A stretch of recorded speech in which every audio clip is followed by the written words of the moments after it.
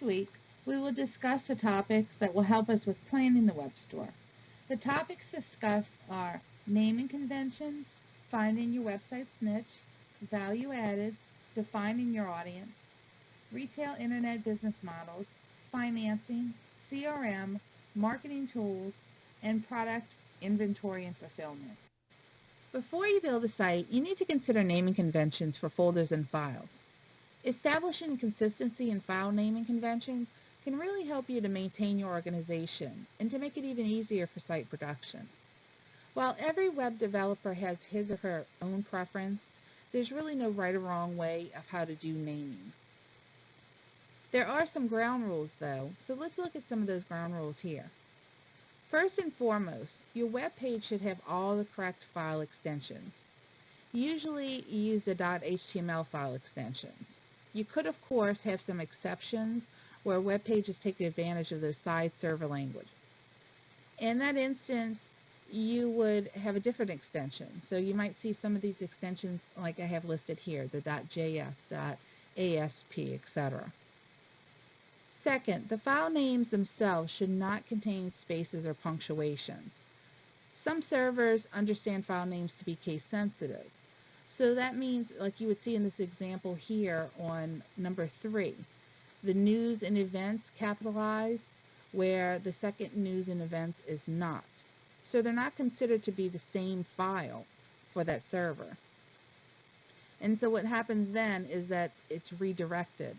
And when it's redirected, there is no file there, so then you'll receive a 404 missing file error. Something also to note is that you use 2 to 3 words in a file name with underscoring or dashes as separators, and that keeps it pretty consistent. Using increment numbers is also a good choice. Using 01, 02, 03, or 001 or 002, 003 instead of the simple 1, 2, 3. Next, the folders are useful for content areas that contain more than 2 or 3 pages on a particular topic. For example, if my site has a section for women, and in that section we have 5 pages, so we'll have like a women, accessories, clothing, shoes, shopping for women. I might simply make up a folder called women in the root of my website. Next, when you use your folders, ensure that every folder that you create in your website has a page with the name index.html or index.php if you're using a PHP. And last, file and folder names should be descriptive. Don't have excessively long file names, although they do allow you, most servers do allow you to support 255 characters or more. Using those long file names makes it complicated for your site organization and workflow. You can come up with your own system for file naming. Just make sure that it follows the ground rules and that you are consistent. In this lessons project, you should utilize your file naming conventions in your sitemap. And while pages of your sitemap should bear the file name that will be associated with the sitemap representation, you can also use organizational conventions as well. So what is an organizational naming? Organizational naming is simply applying a numeric or alphanumeric standard to pages and sections of the sitemap. Begin with your home page as 0.0. The primary sections beneath the home page are labeled 1.0, 2.0, 3.0, etc. And subsections of the primary pages are 1.1, 1.2, 1.3, etc. as you can see on the chart here. A numeric organizational hierarchy can be applied to content, text files, and images as a streamlined way to easily identify where a piece of content may appear. The downside of numeric naming is that you normally need to have a copy of the sitemap handy for references, as this naming style is not inherently intuitive, and pages and numbering may change throughout the development cycle. An increase in market potential also means an increase in the potential of competition. If you want to succeed, you have to find a niche, a hole in the market that isn't being served. So if this niche is such a great idea, why isn't someone else, a larger, more experienced company, already filling the void? Well, sometimes the reason may be as simple as someone hasn't figured out a cost-effective way to fill the market need. Of course, it could also be that the market doesn't really see a need for the product or service in the first place. Either way, a lot of thought and preparation needs to go into evaluating the market's needs and finding and capturing a piece of the revenue pie. View the following 8-minute video in which Rob Snell discusses how to decide what to sell online. When you're finding your niche, you really need to understand the products and services to be sold inside and out to get a clear idea of the market. Once the site is up and running, traffic must be generated, and once visitors arrive, they must want to stay and be motivated to buy something. How are you going to do that for your site? Developing an in-depth knowledge of competitors is really important for the B2C success. It should be assumed that competitors and their capabilities will increase over time, and planning processes should include ideas for adapting to these changes. While it's important to be consistent to one business idea, small businesses also must be flexible in order to compete. The best place to gather feedback about a proposed business is from nearby sources, and then expand outward. Look at the diagram I have here. Think of a business idea as the center, surrounded by 3 rings from which to collect input, moving from one input ring to the next. The ring that's consistent should be your friends, families, and coworkers. Ring 2 involves input from industry professionals, investors and entrepreneurs, and organizations that offer small business support. And Ring 3 contains potential customers and their interest in the product or service. Receiving a majority of positive feedback from sources in all 3 rings means that you have probably a really strong idea for a business potential. Value added is something that an internet retailer must consider when planning and developing their business. What makes your online business different? What's the value added that makes your company so important that a customer should visit, browse, or buy something from you and not your competitor? Your value added is what makes you special. It means that you can give your customer something that they can't get anywhere else. Is it going to be your customer service? Is it going to be the product itself, availability, how you ship it to them? Maybe it's a combination of both. Take a look at diapers.com, for example. This website allows someone with a baby to have diapers delivered to their door. No more midnight runs to the corner store when you realize that you're out of diapers at the last minute. Now that's convenient. MiracleEnvelope.com sells every type of envelope you can think of, and then some, as well as a large variety of specialty paper products. What's the value added of visiting such a site? Also read the article An Online Business for $3,000. A SWOT analysis is short for strengths, weaknesses, opportunities, and threats. Now, companies conduct analysis based on these measures as a decision-making tool for the product development. It provides a thorough investigation of the business idea. You should also do this with your website. You look at your strengths and weaknesses and consider them to be internal factors of control or specifically things that contribute to the business concept, whereas your opportunities and threats are external factors that are influenced by the environment, generally outside of the business's control. After an idea is approved by the 3 rings research that we discussed on the previous slide, and a SWOT analysis is done, that will further prove that the business idea has merit.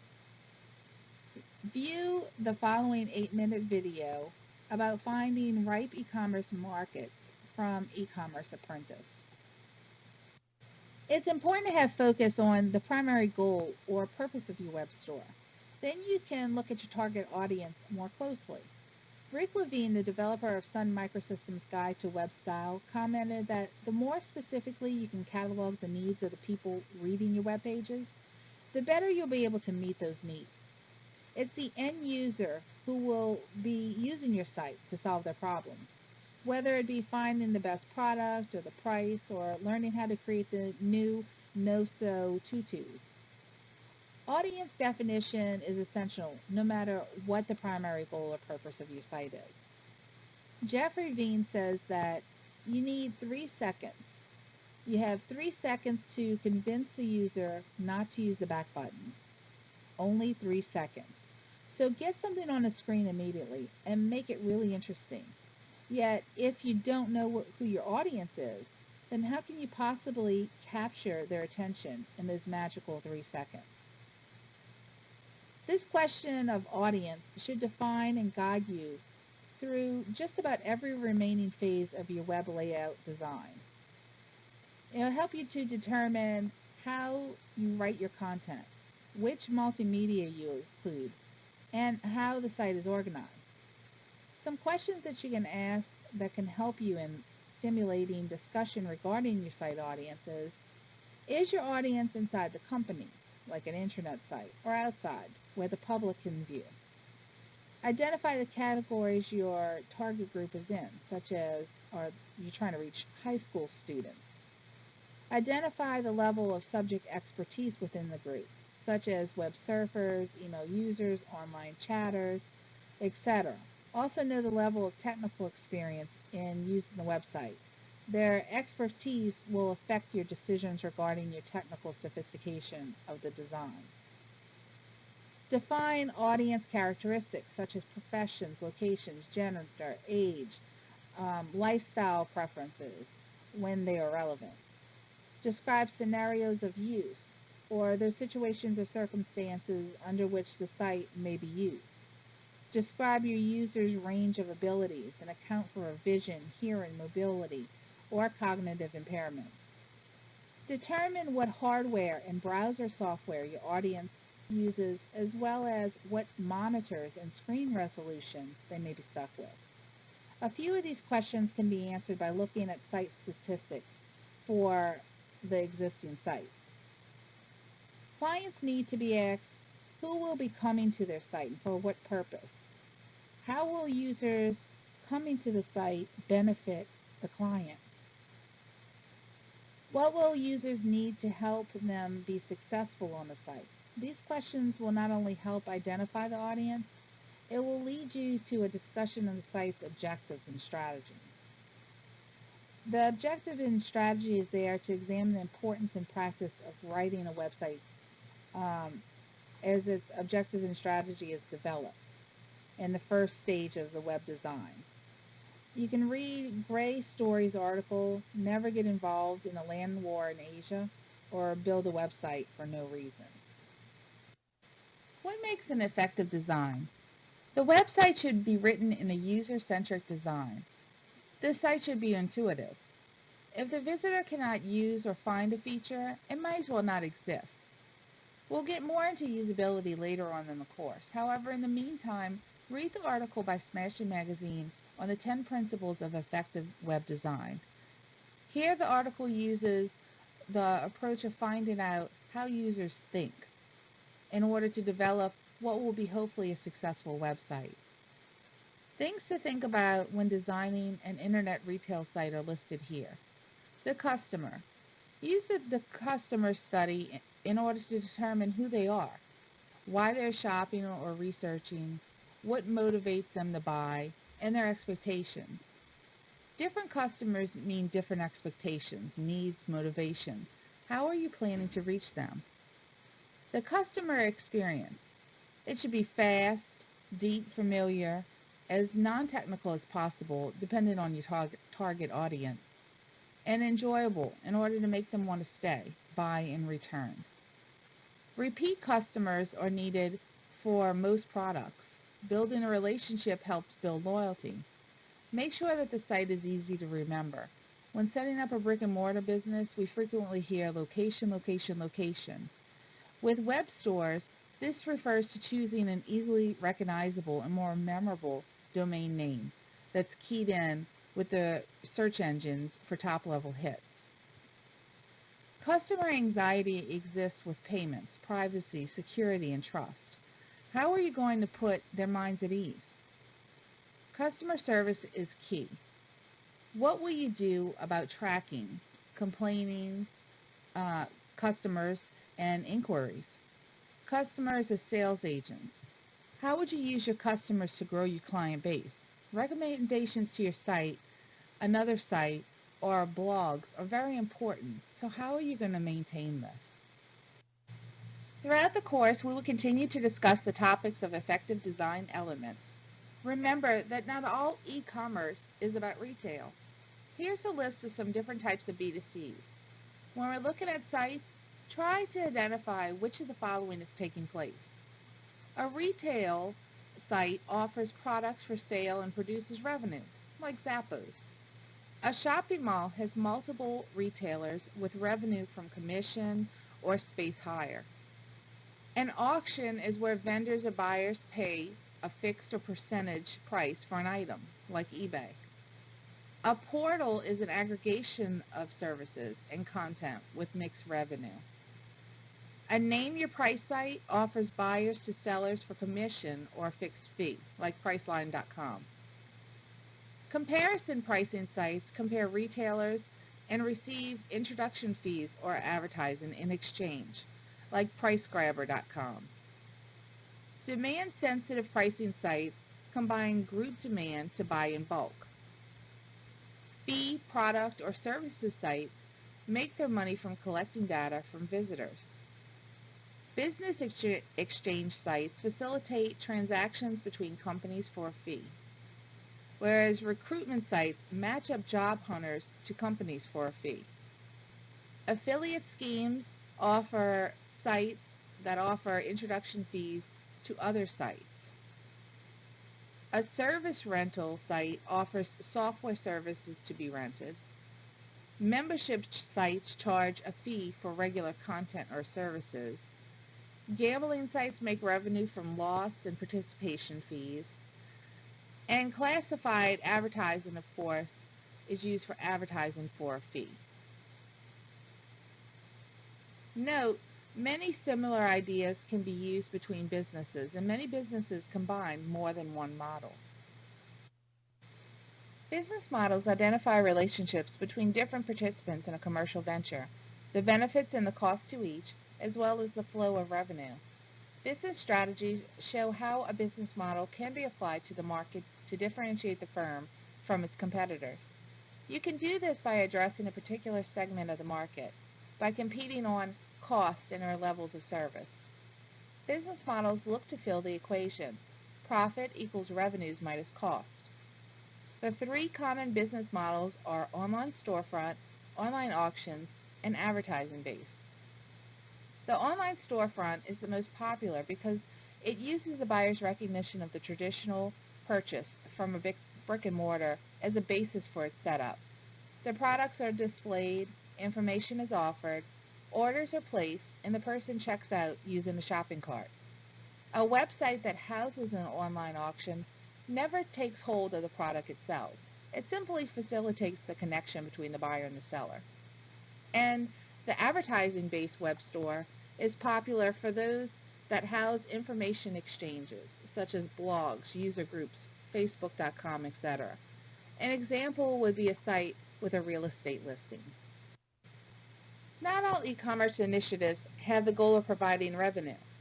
Some are undertaken to reduce costs or to improve customer service.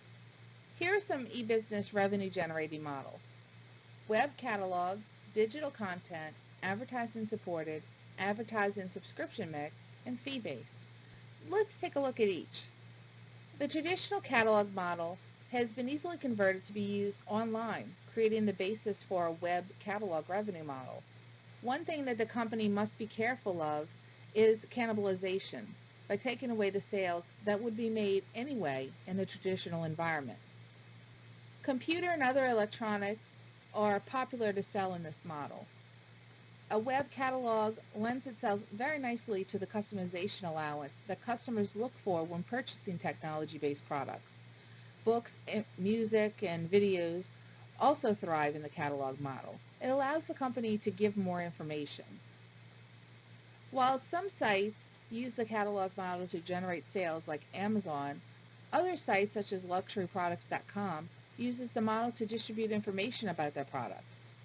The rationale is that if someone wants to purchase a high-end item such as a platinum Rolex or a Patek Philippe wristwatch, they probably want to have the whole experience. Marketing guru Pamela Danziger suggests that in order to successfully market luxury goods, you need to sell an experience.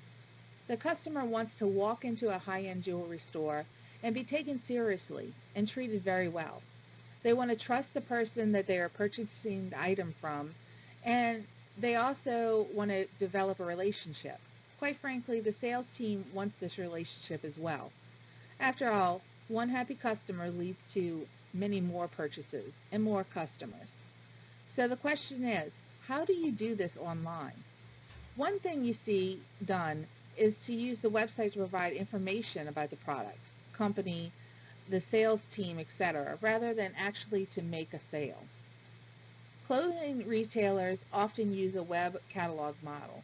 By incorporating things such as the virtual models, the catalog is brought to life, creating an experience that gives the customers a sense of control.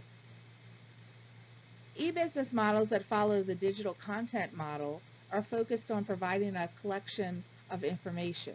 The college library would be an example of a consumer of such a website, like EBUS210 or LexisNexis or Forrester Research. The advertising supporting model allows the web store to make money from selling ads to appear on their website. Go to a big enough web store site and you'll probably see an ad for another company perched up on the banner. What types of web store benefit from this type of model? Well, the store that has to have enough visitors to make a company want to post an ad in the first place. As a web store owner-operator, you also want to make sure that the item advertised will not be negatively viewed for your audience. For example, a religious nonprofit might think that such a model might offset costs, but probably wouldn't want to accept an offer to advertise Absolute Vodka. Advertising subscription mix models allow the business to sell advertising to those who subscribe to their company's products, like magazines. Web portals like Yahoo, MSN, etc. are used to become a starting point or a home base for web users. It's where people go if they are ready to begin a search or to get an email access. The portal includes search engines, email access, games, news, etc. The more services offered, the longer users stay tuned to that site. Finally, fee-based models allow for subscribers to pay for a service, such as watching a movie like Netflix, or electronic tax filing, and deliver the product or service completely electronically, also known as pure play.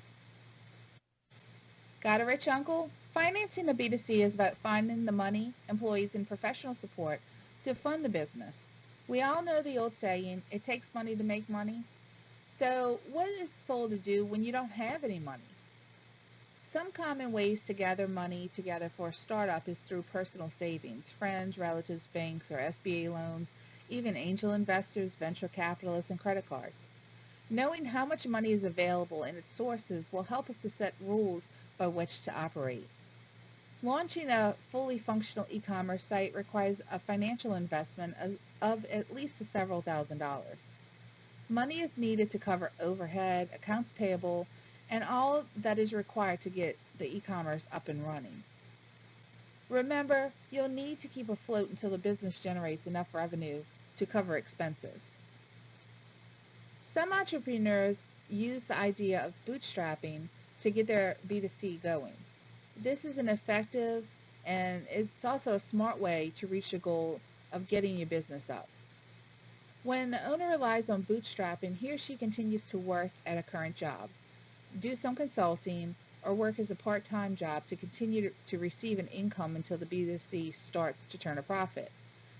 This happens a lot. Of course, budgeting wisely, being frugal, and finding investors is also something that will get you where you're going. Some have been successful in setting up an e-business by using bartering to get jobs done. For example, you sell shoes. He or she has a leaky roof. He gets shoes and you get a patched roof. Do you want to know more about bartering? How it could help your B2C to get started and continue to grow? Read the article, Barter Exchanges Attract Customers and Boost Sales. What are angel investors looking for when deciding if they should invest? You can visit Angel Investor News. It's a site that houses many articles of interest to angel investors and those who are looking for investors. Something to plan for when developing your website layout is your customer relationship management. CRM is used to define the process of creating, maintaining, and growing relationships with business customers. This includes online and offline relationship management. E-businesses are recognizing that if they don't keep their customers happy, someone else will. The key to CRM is the benefit of cost effectiveness. Let's think about this for a minute. U.S. businesses have saved approximately $155 billion by using the internet technology for both CRM and supply chain management. It costs approximately 5 times as much to find a customer than to keep one that you already have. Retention is less costly than acquisitions because the promotion cost for advertising is reduced and higher response rates to promotional efforts yield more profit. Loyal customers are experienced customers, and experienced customers cost less to serve.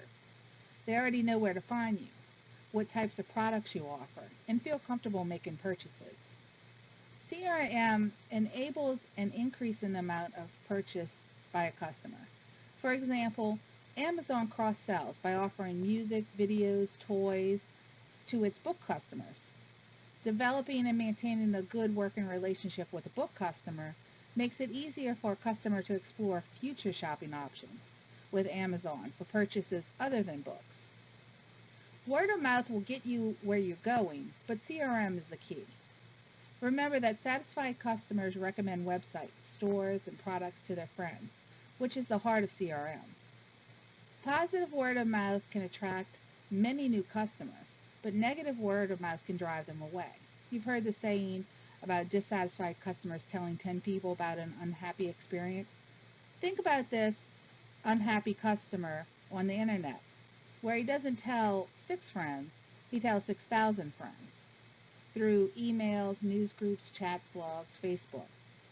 Customer service is critical to every stage of the customer acquisition, retention, and development practices. So you really need to keep track of that and decide how are you going to plan for that on your site. Most service occurs post-purchase when customers have questions or complaints. Take, for example, Mercedes-Benz. This company uses TelWeb. It's a technology to have real-time chats with its customers. The consumer starts an online chat with a representative to discuss the question while viewing the same web pages. Software application allows customer service reps on the telephone with a customer to take control of the user's mouth and guide them through the company's website. Unless an e-business entrepreneur makes a special effort to let potential visitors know how to find his site, the site's likely to have few visitors. This effort involves using a variety of tools to drive potential customers to the site. Some marketing tools include search engine optimization, link popularity and link exchange, press releases, advertising, indirect promotion, and using news groups and web-based forums, old-fashioned word of mouth, blogs, RSS and podcasting, and affiliate programs, such as pay for performance and click fees. By performing weblog analysis, e-businesses can do customized web pages based on visitor behavior.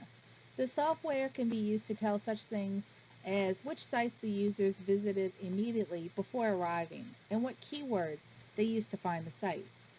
Real-time customer profiling uses data warehouse information to help marketers understand the characteristics and behavior of the specific target groups. American Express has done this for years. It sends bill inserts to groups of customers based on their previous purchase behavior. How can an e-business benefit from this tactic?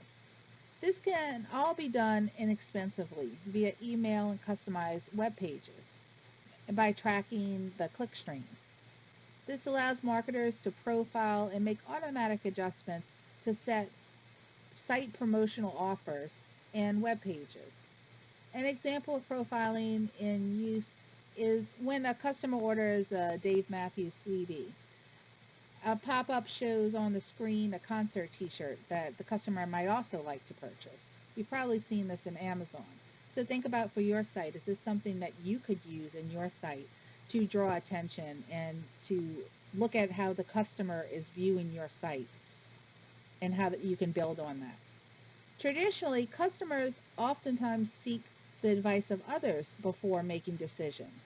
Web stores know that they need to keep the customers interested in staying for a while to improve stickiness on their site in hopes that the longer that they stay, the better chances the company has for a sale. So how will you improve your stickiness? Collaborative filtering. Software gathers the recommendations of the entire group of people and presents the results to a like-minded individual. Take BestBuy.com for instance. This site uses collaborative filtering software to observe how users browse and buy music, software, and games on its site. The more time the user spends at the site, the more it will learn about his or her behavior preferences and better be able to present relevant products. Spam, it does not build relationships, but instead focuses on customer acquisition. Is it illegal? Why do companies take this risk? The internet provides the technology for marketers to spend 500,000 or more emails at a click of a mouse, or less than the cost of a postage stamp. E-businesses build communities and teach their customers about their products through real-time chat, like Twitter, email, blog postings, videos like YouTube, and its website. If you have ever visited and even bought a trip from Expedia, you'll know that you are now on their email list to receive frequent messages to participate in chats and special offers. In Shama's journal article, An Empirical Study in the International Marketing Strategies of E-commerce Companies, Shama was noted as saying, "The internet reflects a global technology, which makes it possible for e-coms to customize their marketing offerings to meet the needs of customers in different countries." Yet Shama did a study and found that 47% of the websites that conduct business in international markets offer only English with no other language options. 43% of the companies with international sales did not offer any customer service in the countries where the product was sold. Of the companies that did offer customer service, 72% offered it only in English. Are businesses meeting their mark? Are they reaching their clientele? Would it be acceptable for customers if they didn't get service in English here in the United States? Could you see where this might hinder a purchase? Although language is not the only barrier to online international sales, it has to be a big one. Read more in this journal article by Shama. After deciding product and service offerings, we need to determine pricing. Important factors that impact product pricing include the cost involved in creating or purchasing the item, demand for the item, what's your competition like, as well as the position and the profitability requirements. The basic price should primarily be determined by the cost of the product being sold and incorporate all the expenses associated with delivering the product to the customer. Costs or expenses that do not fluctuate are called fixed costs and are often considered to be overhead. Expenses that might change are considered variable. Product pricing covers all variable costs and contributes toward fixed costs. Two common pricing strategies are called cost plus adding a desired profit to all the product expenses, the pricing floor, and value-based, the highest amount customers are willing to pay. Because online shoppers have such a variety of purchase choices, it's really necessary to have a clear inventory strategy.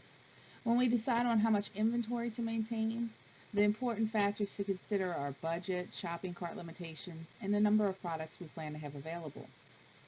In turn, the three most common inventory strategies are low price with many choices, variety to determine leading sellers, and niche, where specialization drives a select number of product offerings. Stockouts, not having product available for the customer, means loss of sales, and sometimes that means forever. Therefore, owners should make sure that there's extra in stock and use software or management services to track inventory. There should be enough stock on everyday demand and sudden increases, and reorder points should be established. Okay, so let's talk order fulfillment. You need to be able to have a well thought out plan of action concerning the fulfillment process of delivering the product to the buyer after the payment has been received. Upon payment, the clock begins. The waiting period from the point of purchase until it's delivered is the key driver to the overall satisfaction with the purchase. Effective fulfillment must be planned before the first order is even received. Space to manage storage and shipping functions, as well as timely use of coordination of pickup schedules with shippers, are all really important. The fulfillment model should fit the size and structure of the retail internet business, but also be adaptive. You can use in-house fulfillment, where businesses pack and ship their own products. This provides them with stricter quality controls. Setting up an in-house fulfillment model requires knowledge of inventory amounts needed and required space. You can also consider renting temporary storage or warehouse space for inventory. You'll also need to consider how many employees are needed in order to complete the entire fulfillment process. Often, fulfillment houses are used. Fulfillment houses are businesses that pack and ship other people's goods. These houses also have specialized and enhanced offerings such as customer service, reporting, and scalability.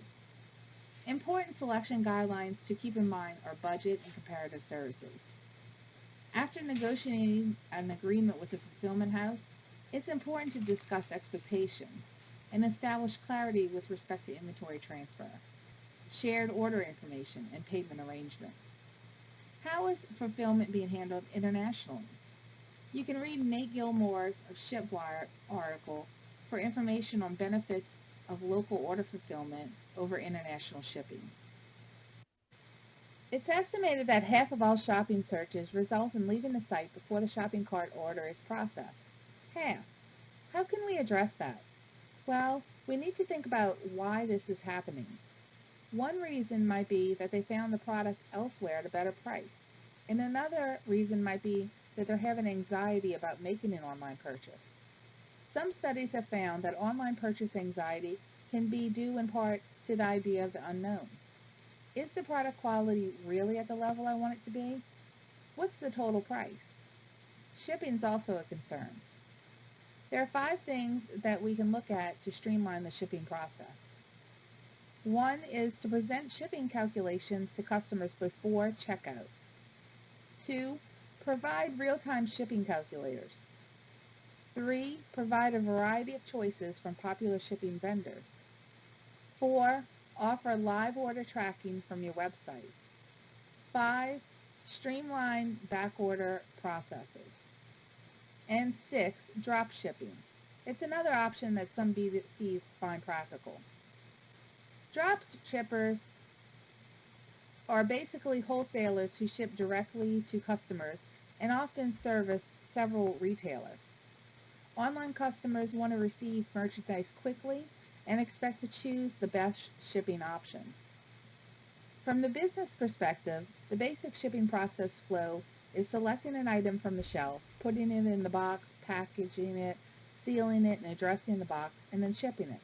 Customers are generally more satisfied with multiple shipping options, such as carrier choices and order mixing. Shopping carts should also be updated with all shipping options. Giving customers shipping choices generally provide greater satisfaction with the process. Similarly, shipping companies cater to high-volume customers, but they also work with smaller online businesses that have consistent shipping requirements. Online businesses, in turn, can set up accounts with multiple carriers to negotiate better rates and services. The internet, fax, data lines, and cell phones have all allowed online businesses to reach millions of new customers. Shipping companies have responded with improved international shipping capabilities, giving B2Cs more service options. The U.S. Postal Service has the broadest reach of all shippers, while others like UPS, FedEx, DHL use air couriers, which can be expensive for heavy items. One of the plus sides is that shippers such as UPS and FedEx incorporate customs forms information into their label creation process to create appropriate shipping documents for international destinations. Read this short article, E-commerce Ace in the Hole Drop Shipping, to find out about the advantages of drop shipping. Tax laws vary from state to state. Often what makes an online company so unique and competitive is its niche for pricing, availability, and convenience. A student who needs to purchase a textbook knows that the college campus bookstore is selling it for $150 plus tax. The same student orders the same book online and has it shipped to their door for a fraction of the price, with little or no shipping costs or tax at all. You've probably experienced this for yourself. Taxation is a barrier to entry for some companies. Income, transaction, and property tax add to the burden that some online companies just don't think that they can carry. International shipping includes additional involvement that includes having the skills and the know-how to be able to calculate landed costs, such as all the taxes, tariffs, duties involved, as well as fill out customer forms properly. It's a good idea to include this total landed cost to customers prior to purchasing their order to prevent sticker shock.